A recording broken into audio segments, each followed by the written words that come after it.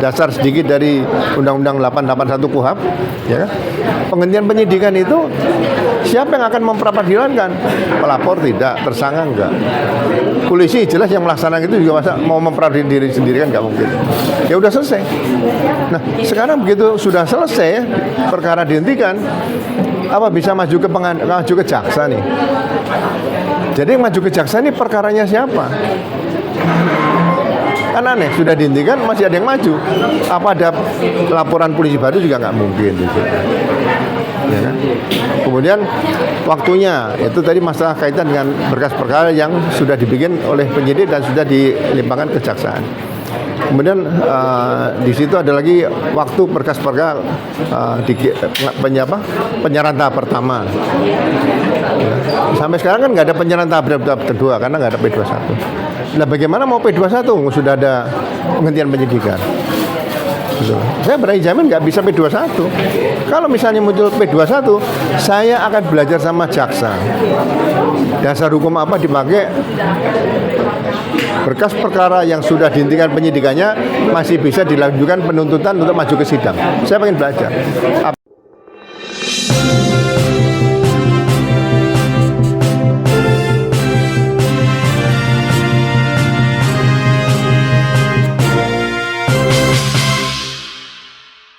Saya akan mencoba juga mendengarkan yang dikatakan oleh penasihat hukumnya Pak Jokowi. Ya kan? Pertama menggunakan penanganan kasus tersebut menggunakan hukum acara pidana yang lama. Saya setuju karena itu di KUHP yang hukum acara pidana yang baru Undang-Undang Nomor 20 Tahun 2025 memang pasal 361 huruf A menyatakan seperti itu. Nah, kemudian RJ juga menggunakan restoratif justice menggunakan peraturan kepolisian nomor 8 tahun 2021. Ya, saya setuju nggak ada masalah. Nah, menggunakan undang-undang yang baru, KUHP yang baru juga bagus kan masalah.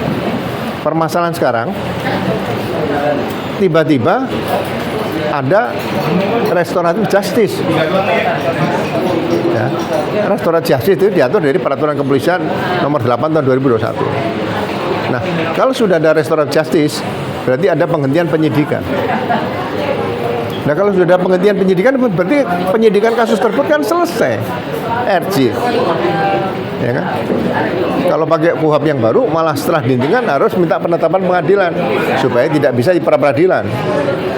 Tapi kalau menggunakan peraturan kepolisian yang mengambil dasar sedikit dari Undang-Undang 881 KUHP, ya kan? Penghentian penyidikan itu siapa yang akan memperadilankan? Pelapor tidak, tersangka enggak. Polisi jelas yang melaksanakan itu juga masa mau memperadili diri sendiri kan nggak mungkin. Ya udah selesai. Nah sekarang begitu sudah selesai perkara dihentikan, apa bisa maju ke jaksa nih? Jadi yang maju ke jaksa ini perkaranya siapa? Kan aneh, sudah dihentikan masih ada yang maju. Apa ada laporan polisi baru juga nggak mungkin gitu. Ya kan? Kemudian waktunya itu tadi masalah kaitan dengan berkas perkara yang sudah dibikin oleh penyidik dan sudah dilimpahkan kejaksaan. Kemudian di situ ada lagi waktu berkas perkara penyerahan tahap pertama. Ya. Sampai sekarang kan nggak ada penyerahan tahap kedua karena nggak ada P21. Nah bagaimana mau P21 sudah ada penghentian penyidikan? Saya berani jamin nggak bisa P21. Kalau misalnya muncul P21, saya akan belajar sama jaksa. Dasar hukum apa dipakai? Berkas perkara yang sudah dihentikan penyidikannya masih bisa dilanjutkan penuntutan untuk maju ke sidang. Saya pengen belajar. Apakah ada KUHP yang baru nih? Pak, dalam proses penyidikan itu kan berdiri sendiri ya, walaupun penomoran laporan polisi itu sama, tapi berdasarkan satu orang memiliki akibat hukum yang berbeda-beda itu tak? Nggak bisa dong. Laporannya harusnya dari awal laporkan satu-satu. Satu laporan polisi, satu SPDP. Baru ada surat. 8. Ya 8 orang, lapornya 8, jadikan 1. Jadi harusnya dari awal 1 orang 1 laporan polisi. Nah, apakah ini akan ditutup dulu baru dibikin laporan baru lagi? Pak, akibat hukumnya apa sih Pak ketika proses ini sampai ke tahap P21? Loh, kalau misalnya tidak ada RJ lah, Iya. tidak ada RJ ya. Tidak ada RJ berarti kan pada saat diperiksa sebagai pelapor, kan pelapor diperiksa nih. Bapak melaporkan tentang pasal pencemaran nama baik atau fitnah gitu. Tidak bisa dikatakan Bapak melaporkan pencemaran nama baik dan fitnah ya. Kan nggak bisa. Pencemaran nama baik itu berarti ada indikasi yang mencemarkan itu punya data. Kalau fitnah, yang mencemarkan itu, yang menjelek-jelekan itu, memfitnah itu nggak punya apa-apa, nggak punya dokumen. Itu beda. Ketika ada RJ seperti ini, Loh, sekarang kalau ada RJ ini kan RJ yang memang ya oke lah kita ikuti RJ saja. Kebetulan 1 orang yang minta RJ karena dimasuk dalam berkas itu 8 orang atau dibagi katanya 2 klaster 3 dan 5. Di sini ada Damerul Lubis sama Pak Egy Sujana, di sini ada Rismon. Ya udah, berkas perkara yang klaster pertama juga nggak bisa maju, klaster kedua nggak bisa maju. katakanlah ketika ini prosesnya P21. Nah, pasti kan ditanya nanti sama pengadilan. Saya dilaporkan gara-gara saya diduga punya ijazah palsu. Nah, tanya, ada ijazahnya asli nggak? Bisa nggak ditunjukkan? Ada pakai tunjukkan. Nah, coba para tersangka dicek ini ijazah benar nggak? Oh nggak benar, mas saya punya. Loh, kan debat di pengadilan nanti. Harus dibuktikan dulu. Oke, skorsingnya buktikan dulu ijazahnya asli atau enggak kan gitu. Terus Pak, mengenai bukti-bukti kemarin kan disampaikan juga alat bukti yang diamankan salah satu kan ijazah Pak Jokowi ya Pak. Menurut Diamankan. ya kan disita ya. Bahasa hukumnya juga Pak. Ya kalau di polisi disita, kalau diamankan itu kan teroris diamankan itu kan mungkin gitu ya. Nggak ada teroris disita kan gitu. Tapi kalau naik dokumen ya disita. Artinya ijazah itu hasil kejahatan atau seperti apa? Lah, sesuai dengan pasal 48 masalah KUHP aja. Penyitaan itu kan berarti barang-barang yang disita kan barang hasil kejahatan atau barang yang digunakan untuk melakukan kejahatan. Nggak ada barang bukti yang tidak melakukan kejahatan bisa disita misalnya gitu. Misalnya gini, sepedanya pelaku, padahal pelaku melakukan perbuatannya pakai mobil misalnya. Nah, sepedanya kan bukan alat kejahatan, mungkin mobilnya. Tapi pakai melakukan kejahatan misalnya pisau dan sebagainya. Nah ini yang jadi sangat terlanjur itu karena ijazah itu karena ada di kantor polisi. Dari awal seperti itu. Kalau dititipkan Kantor polisi bukan tempat titipan, Mas. Titipan sepeda itu biasanya Rp10 kalau zaman saya SMP itu. Titipan sepeda motor Rp25. Titipan mobil Rp50 zaman saya masih SMP loh ya. Itu titipan.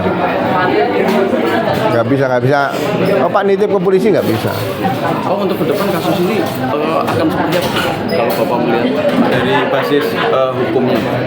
Ya kan sudah dihentikan penyidikannya yang diterima oleh SP3-nya oleh Pak Egy Sujana, Damerul Lubis sama Rismon. Udah. Satu SP3 berlaku semua. Menurut Bapak kasus ini seharusnya sudah close case ya? Sudah selesai. Jadi 2 SP3 itu untuk klaster yang pertama Pak Egy Sujana sama Damerul Lubis. SP3-nya Rismon untuk klaster yang ketiga. Berarti udah ditutup semua udah. Bapak sudah monitor adanya sprindik baru ya Pak ya? Iya. Itu bagaimana Pak? Kalau banyak kan ada beberapa sprindik ya Pak ya yang baru ya? Ya gini, saya banyak diskusi gitu loh. Apa bedanya sprindik sama SPDP? Jadi kalau ada peristiwa kejadian yang dilaporkan baik oleh polisi yang datang ke TKP itu laporan model A atau masyarakat yang datang ke polisi itu laporan model B. Ya. Kemudian itu dicari-cari unsurnya dulu, cari-cari buktinya cukup nggak? Oh ini ada dugaan pidana. ya kan?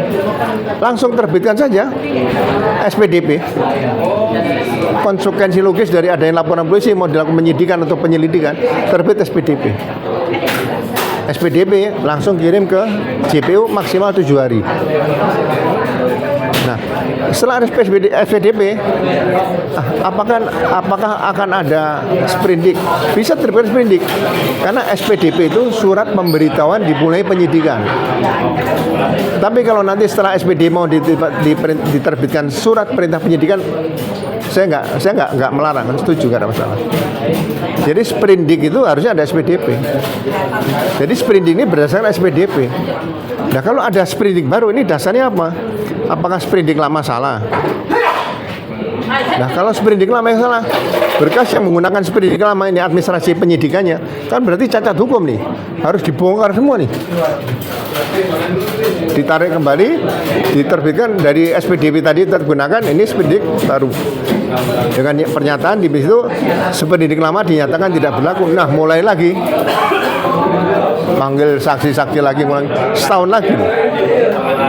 Jadi administrasi penyidikan itu bukan hal yang asal-asalan begitu, bukan. Ada konsekuensi hukum yang harus diterima kalau kita membuat sprindik baru seperti itu. Pak, kalau tadi kan Bapak bilang kalau nanti masuk di persidangan ijazah ditanya asli atau enggak. Kemudiannya kalau dia bilang katakan asli, yang mengeluarkan yang mengeluarkan menyatakan asli. Iya, BM lah. Makanya dia nanti sebagai saksi menyatakan benar Pak Jokowi ijazah yang dikeluarkan sama BM. Itu gimana? Kalau itu menjadi alat bukti di pengadilan, Iya. itu hanya pernyataan UGM ya. Iya. Nanti kan BM pasti kan diterangkan bahwa dia yang mengeluarkan. Kalau dia menyatakan itu benar, aslian ijazah Jokowi yang dikeluarkan oleh dia, itu gimana? Itu baru satu sebagai keterangan saksi ya. Betul. Padahal minimal 2 alat bukti. Kalau temannya Minimal. Hah? Kalau temannya satu, Minimal 2, jadi harus lebih dari 2. Yang ketiga apa kira-kira? Minimal 2 alat bukti. Sesuai pasal 18 KUHP, itu kalau menjadikan menetapkan sebagai seorang tersangka gitu atau terdakwa, kan minimal 2 alat bukti, minimal. kalau uji forensik menyatakan asli, Siapa? uji forensik dari Mabes Polri juga menyatakan asli. Lo kan itu di pengadilan nanti kan boleh debat dulu. Debat dulu semuanya. UGM menyatakan asli, nanti data ini nanti UGM ditanya lagi. Dari ahli-ahli, dari alumni UGM semua ditanya. Jadi ramai di pengadilan, pembuktian itu dulu. Jadi makanya sebelum maju ke pengadilan, sebetulnya di awal dulu di polisi seperti itu. Kalau itu udah selesai, ya udah. Oke, terima kasih Pak.